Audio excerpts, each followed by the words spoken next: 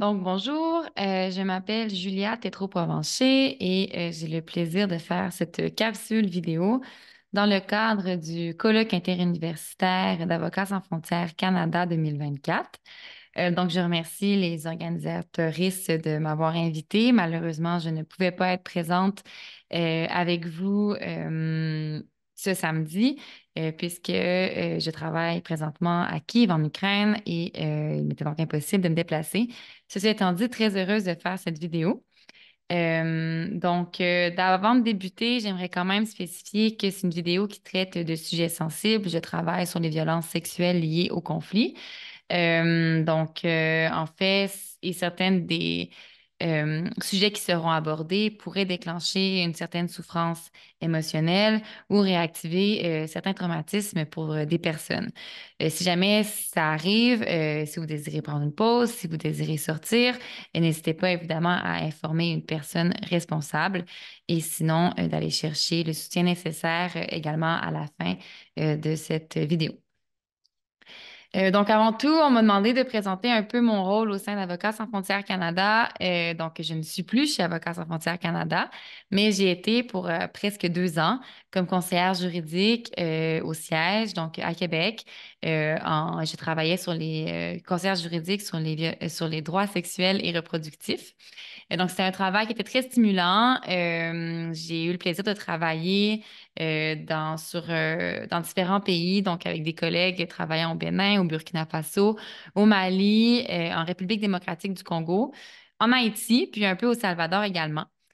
Donc, toujours dans la thématique des droits sexuels et reproductifs. Donc, c'est un travail notamment de soutenir nos partenaires, mes collègues pour tout ce qui est des questions de plaidoyer. Donc, plaidoyer auprès des autorités gouvernementales pour faire changer des lois, pour faire respecter, pour mettre en œuvre certains règlements également. Par rapport un peu à mon parcours, plus brièvement, j'ai fait mon baccalauréat à l'Université Laval et j'ai fait par la suite aussi le LLM avancé à l'Université Leiden aux Pays-Bas. J'ai toujours eu une pratique et un intérêt pour ce qui est des violences basées sur le genre, les violences sexuelles, les violences reproductives, ainsi que les droits sexuels et reproductifs. Donc, tant l'aspect droits humains que l'aspect droit criminel. Donc, évidemment, après, c'est comment tous ces différents domaines du droit international interagissent entre eux. J'ai aussi, avant de tomber dans le milieu professionnel, donc j'ai fait mon barreau du Québec et j'ai fait un stage. Donc, si ça vous intéresse, tout comment faire aussi pour travailler en droit international. Pour ma part, j'ai fait le stage du barreau à l'ONU, donc à New York, au Programme des Nations Unies pour le développement. Et puis, c'est bien parce que le barreau offre une bourse, donc j'ai pu avoir une bourse pour ça. Puis j'ai aussi participé au programme international des jeunes juristes de l'Association du barreau canadien. Je vous encourage également à aller faire un tour si jamais le droit international vous intéresse, parce que c'est aussi un programme de 6 mois où il y a une rémunération qui permet donc de ne pas s'endetter tout en faisant du droit international, parce que je sais que ça peut être un enjeu commun pour plusieurs personnes, tous ces stages non rémunérés qui existent en droit international et qui rendent ça finalement impossible ou du moins très privilégié. Et ça va me faire plaisir si vous avez des questions par rapport à ça. Évidemment, je pense que les responsables vont vous partager mon adresse. Ça me fait toujours plaisir de répondre à ces questions-là. Qu'est-ce qu'on peut faire si on veut travailler en droit international? Mais donc, je travaille comme avocate internationale chez Global Rights Compliance, comme je disais, qui est une organisation non gouvernementale qui a des bureaux un peu partout, notamment en Ukraine. Il y a un bureau depuis 2015 en Ukraine, ce qui fait que c'est une organisation non gouvernementale internationale qui a vraiment une présence très importante dans le pays, puisqu'elle est arrivée bien avant l'invasion, bien avant 2022. En fait, c'est une organisation qui est composée à la fois d'avocats et d'avocates ukrainiens et ukrainiennes et d'avocats et d'avocates internationaux. Donc, c'est un très beau mélange de compétences nationales, internationales. Donc, ça nous permet vraiment d'ancrer notre pratique dans le contexte national, pardon, et donc d'être très connecté avec ce qui se passe dans le pays actuellement. Donc, en fait, l'organisation travaille avec ce qu'on appelle des équipes de justice mobile. Donc, en fait, ce sont des équipes qui vont se rendre. Donc, nous sommes basés à Kiev, dans la capitale, mais les équipes se rendent très fréquemment dans les régions affectées. Donc, à Kharkiv, Kherson, dans les Zaporizhia, Donetsk. Donc, vraiment, elles se rendent dans les régions pour venir parler avec les procureurs, les enquêteuristes, ainsi que le corps policier. Moi, je fais partie de l'équipe de justice mobile qui travaille sur les violences sexuelles liées au conflit. Et donc, nous avons un aspect un peu plus transversal puisque les violences sexuelles liées au conflit se trouvent dans toutes les régions, évidemment, tandis que certaines équipes mobiles se concentrent par région. Donc, mon équipe est composée d'avocates ukrainiennes ainsi que de deux avocats internationaux et d'une enquêtrice internationale.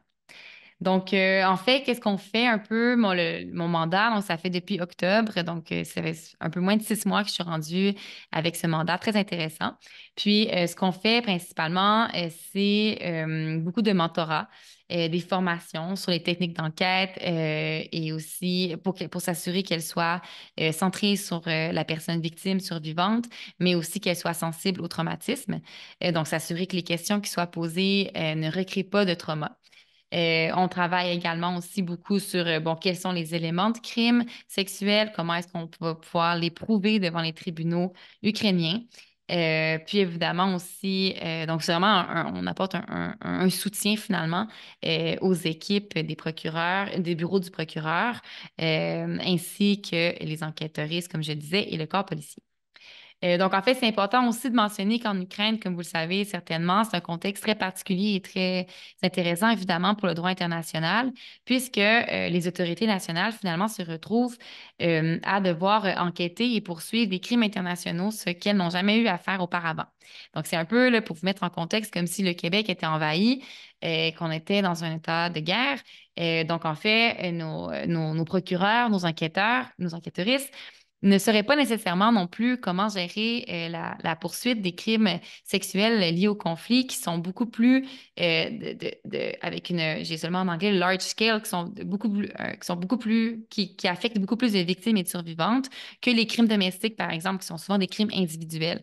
Donc, c'est vraiment une façon de penser qui est très différente. Donc, c'est pour ça qu'il y a beaucoup de formations qui doivent être faites. Et aussi, donc, pourquoi on parle de mentorat, etc. Et je dois saluer vraiment mes collègues ukrainiens et ukrainiennes qui font un travail exceptionnel et qui ont aussi une très grande ouverture à partager entre nationaux et internationaux toutes ces compétences-là. Donc, c'est vraiment très riche et c'est vraiment un échange de compétences qui, je trouve, vraiment unique en Ukraine. Donc, en fait, c'est important de spécifier ce contexte-là parce que c'est aussi très nouveau pour le droit international, même de devoir, en fait, c'est comme essayer d'imbriquer le droit international dans le droit national. Je suppose que vous êtes tous assez au courant de ce conflit, mais je peux vous dire un peu au niveau personnel. Donc, moi, je suis arrivée en 2023, et donc ça fait, comme je vous dis, pas très longtemps. Mais bon, c'est ça. Comme j'ai dit, et je le répète toujours, c'est un conflit qui dure depuis 2014 et non seulement depuis l'invasion à grande échelle du 24 février 2022. Donc, il y a déjà 2 ans. Donc, c'est un conflit qui dure depuis beaucoup plus longtemps que ça et qui est très complexe. Évidemment, la situation est très difficile au front. Et évidemment, l'Ukraine fait beaucoup fait beaucoup du targeting. Elle vise de façon non discriminée, de façon, j'ai pas les bons termes, je suis désolée parce que c'est pas mon champ, mais j'ai beaucoup de collègues qui travaillent sur le fait que la Russie vise, par exemple, des objets civils. Je sais, moi, je suis à Kiev et clairement, il y a des missiles qui visent tout autre chose qu'un objet militaire. Donc, ça, c'est un très gros enjeu en ce moment en Ukraine.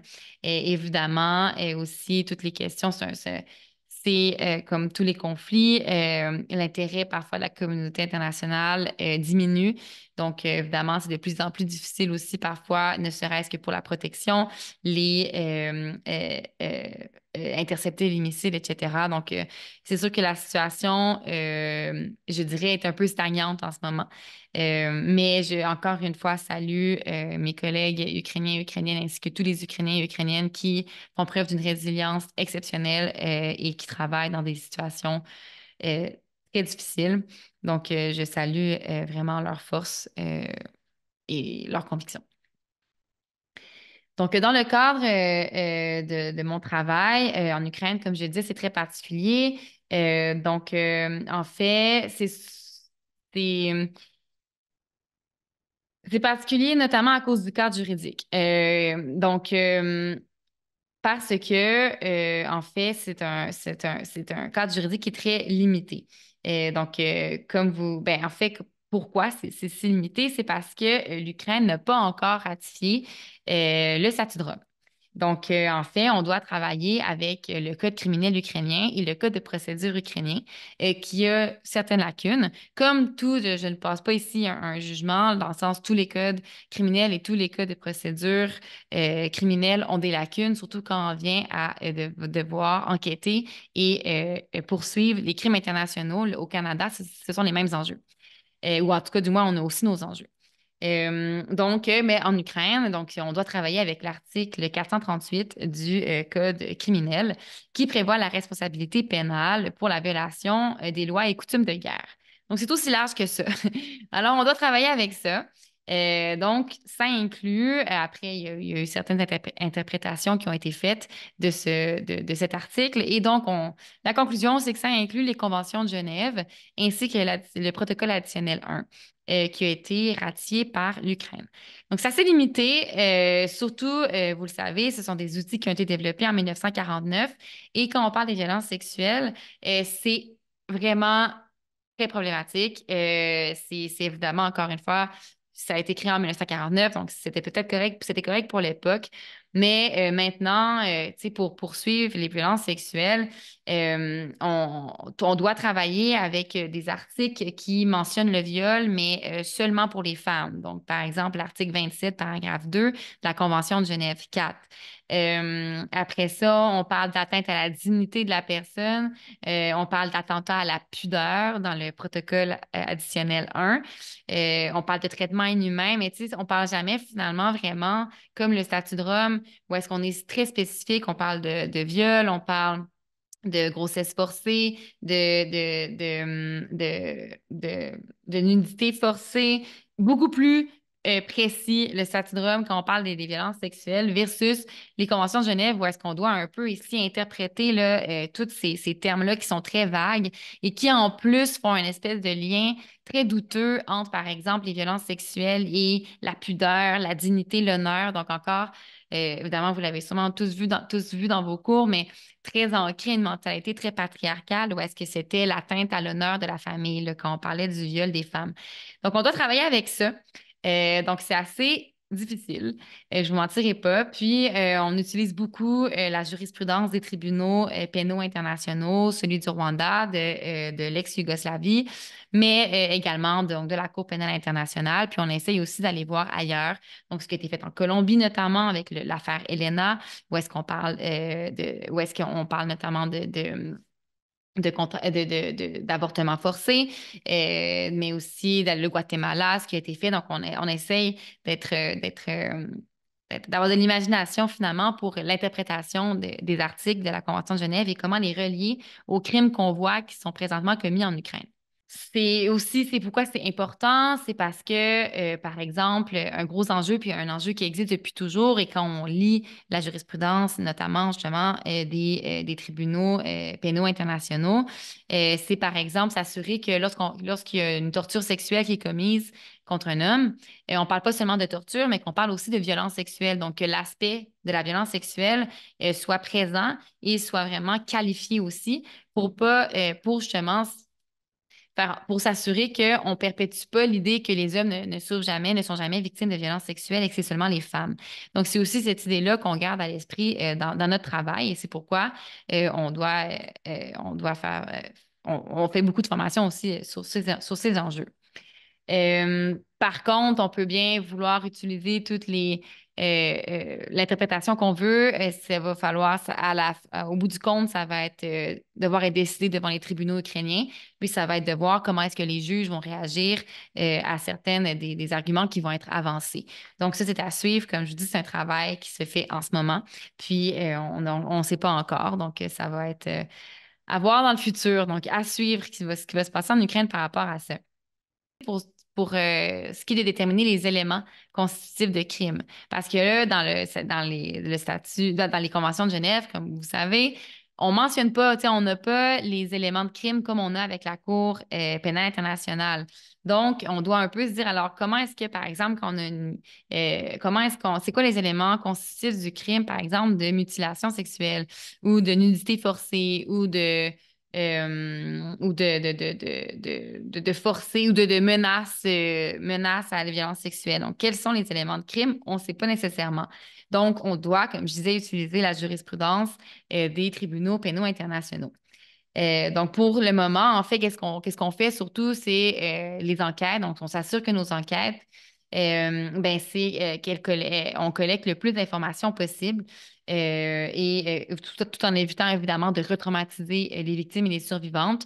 Donc, on essaye aussi d'utiliser autre chose que tout le temps seulement j'ai seulement le statement. Désolée, parfois les mots me viennent en anglais parce que je travaille en anglais, mais d'utiliser seulement l'interrogatoire, donc le statement, là, désolé, de la personne victime ou survivante et de surtout d'éviter de la réinterroger des centaines de fois, cette personne, mais donc d'utiliser aussi d'autres sortes de preuves, donc d'utiliser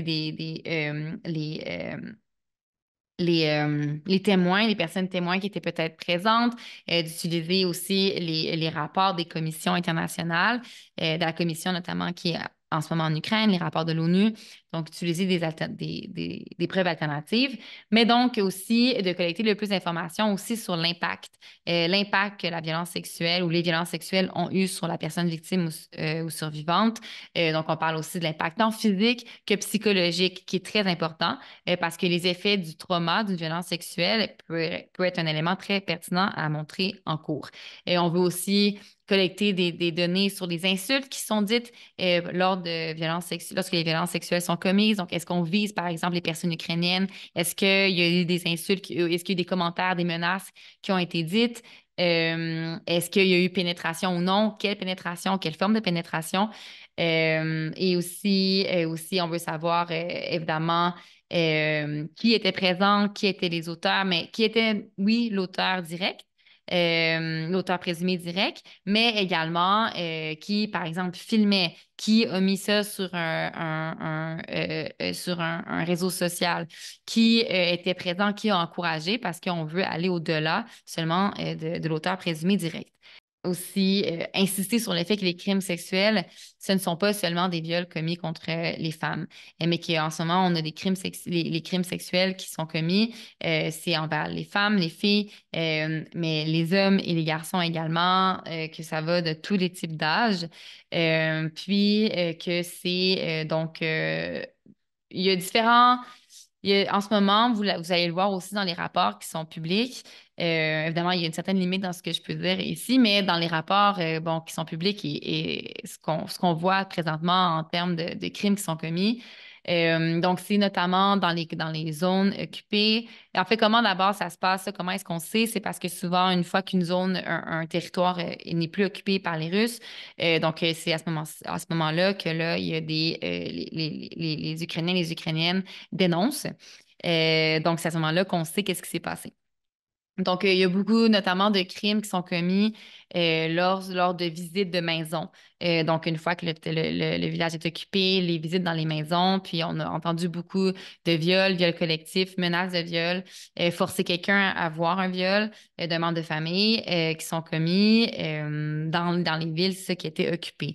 Mais on entend aussi beaucoup de cas en détention, tant pour les personnes civiles que les prisonniers, les prisonnières de guerre. Et donc ici, dans ce cas-ci, on parle de nudité forcée, encore une fois, de torture, de torture sexuelle, basée sur le genre également, de viol, de mutilation génitale, d'électrocution aussi des parties génitales masculines. Donc, ce sont surtout ces crimes-là qui reviennent. Donc, par rapport à la Cour internationale de justice, bon, ben, comme vous savez, ça, c'est par rapport à deux États. Donc, évidemment, il n'y a rien par rapport aux violences sexuelles liées au conflit en ce moment. Mais très récemment, il y a eu deux décisions devant la Cour internationale de justice. Très brièvement, là, je peux vous dire, d'abord, on a eu le 31 janvier 2024, la CIJ a rendu un jugement dans l'affaire Ukraine contre Russie. Donc, ça concernait l'application de la Convention internationale pour la répression du financement du terrorisme ainsi que la Convention internationale pour la Convention internationale sur l'élimination de toutes les formes de discrimination raciale.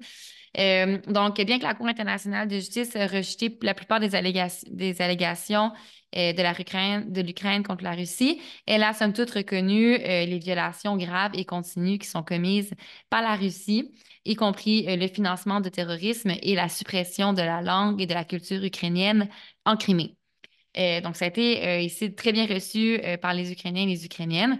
Puis, tout récemment aussi, en février 2024, donc, en fait, la CIJ a déterminé qu'elle était compétente pour juger d'une affaire qui avait été portée par l'Ukraine contre la Russie au sujet de l'invasion de 2022.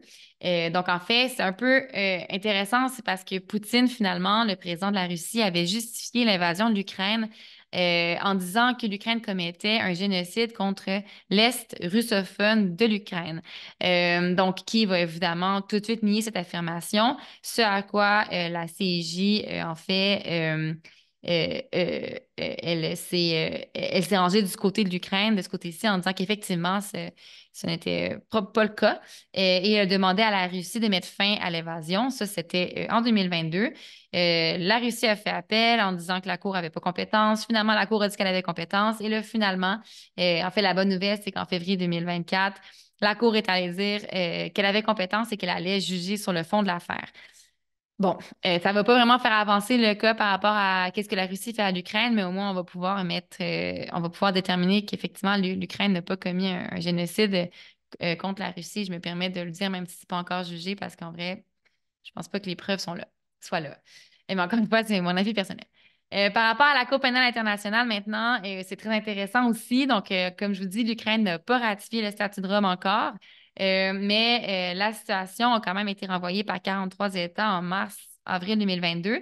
Et surtout, l'Ukraine a exercé à deux reprises sa prérogative et a reconnu la CPI compétente pour les crimes présumés commis sur son territoire. Ce qui permet donc à la CPI d'ouvrir des enquêtes depuis mars 2022 pour des crimes présumés commis dans le cadre de la situation en Ukraine depuis novembre 2013. Donc, on remonte à très longtemps et c'est très bien. Donc, vous le savez sûrement déjà, mais le 17 mars 2023, il y a eu les premiers mandats d'arrêt qui ont été délivrés, dont un contre Vladimir Poutine et l'autre contre Maria Alexeïevna Yova-Belova, qui est une commissaire aux droits de l'enfant au sein du cabinet du président. Je la mentionne parce que c'est très rare qu'on a des femmes autrices de crimes, auteurs de crimes. Et donc, c'est toujours intéressant lorsque on mentionne les femmes parce qu'elles sont aussi, quand on parle d'une perspective de genre dans les enquêtes, c'est aussi important de prendre en compte le rôle des femmes parfois dans les crimes qui sont commis, bien qu'il y ait beaucoup plus d'hommes quand même, on ne peut pas le nier. Donc, finalement, la Chambre préliminaire a estimé qu'il y avait des motifs raisonnables de croire que les suspects avaient commis le crime de guerre de déportation illégale de population et le crime de guerre de transfert illégal de population depuis les zones occupées vers la Russie, commis contre des enfants ukrainiens. Très intéressant. Donc, tout récemment, ça a été très bien reçu encore une fois en Ukraine, le 5 mars 2024. C'est un lieutenant général des forces armées russes et un amiral de la marine russe qui ont aussi eu des mandats d'arrêt qui ont été délivrés contre eux. Donc, encore une fois, très bien reçu. Et ça, c'est pour des crimes de guerre pour les crimes de guerre consistant à des attaques qui sont dirigées contre des biens à caractère civil, crimes de guerre consistant à causer incidemment des dommages excessifs à des civils ou à des biens de caractère civil, ainsi que des crimes contre l'humanité, d'actes inhumains. Euh, donc, ça ici, c'est positif. C'est toujours intéressant de voir le travail qui fait la Cour pénale internationale. Aucun crime sexuel encore qui a été malheureusement, aucun mandat, pardon, d'arrêt qui a été délivré pour les crimes sexuels, mais ça ne devrait pas tarder, selon moi. Donc, finalement, je vais finir parce que je pense que ça fait beaucoup trop de temps que je parle. Mais pour les difficultés, j'en ai parlé quand même par rapport à mon travail. Mais bon, d'abord, évidemment, le fait que certaines zones sont encore complètement occupées fait en sorte que c'est complètement impossible de mener aucune enquête dans ces zones-là. Et on sait pourtant que certainement des crimes sont commis, puisque si on se fie aux zones qui ne sont plus occupées, la quantité de crimes qui ont été commis, on peut supposer que c'est aussi le cas dans les zones occupées actuellement. Aussi, bon, alors c'est comment conserver la preuve, comment aussi gérer toutes les preuves qui proviennent de renseignements d'origine à source ouverte, donc tout le open source intelligence. Comment est-ce qu'on les gère et comment surtout elles seront acceptées et présentées en cours? Donc ça, c'est toute une question qu'on n'a pas encore déterminée. Et c'est aussi très actuel parce qu'il y a beaucoup de choses qui sont filmées. Il y a les canaux sur WhatsApp, sur Telegram, sur Signal qui sont partagés. Donc, comment est-ce que ces preuves-là vont être utilisées? C'est tout un autre enjeu. Aussi, comment est-ce qu'on fait pour remonter la chaîne de commande et comment est-ce qu'on fait pour atteindre les plus hauts dirigeants? Et aussi, dans le cas de mon travail, c'est comment s'assurer que les victimes et les personnes survivantes reçoivent les services dont elles ont besoin. Et donc, oui, c'est une chose la justice, mais aussi comment est-ce qu'on s'assure qu'elles reçoivent les traitements médicaux, psychologiques, psychosociaux, psychiatriques nécessaires pour assurer qu'elles puissent guérir finalement et aussi toute la question des réparations qui vont s'en suivre. Donc, c'est toutes des questions qui sont vraiment importantes dans mon travail et qui demeurent un peu parfois sans réponse, mais sur lesquelles on travaille activement avec nos collègues ukrainiens et ukrainiennes et qui, évidemment, tout le monde aussi, c'est beau de voir aussi à quel point il y a une volonté de bien faire les choses et de les faire en accord avec les standards internationaux également. Donc, le système ukrainien est très ouvert aussi à ce qu'il y ait des modifications au code de procédure pénale pour qu'il reflète mieux les standards internationaux et que ça va faciliter aussi toutes les questions d'enquête et de poursuite. En fait, en général, comme je vous dis, il y a une très belle collaboration là, que je vois.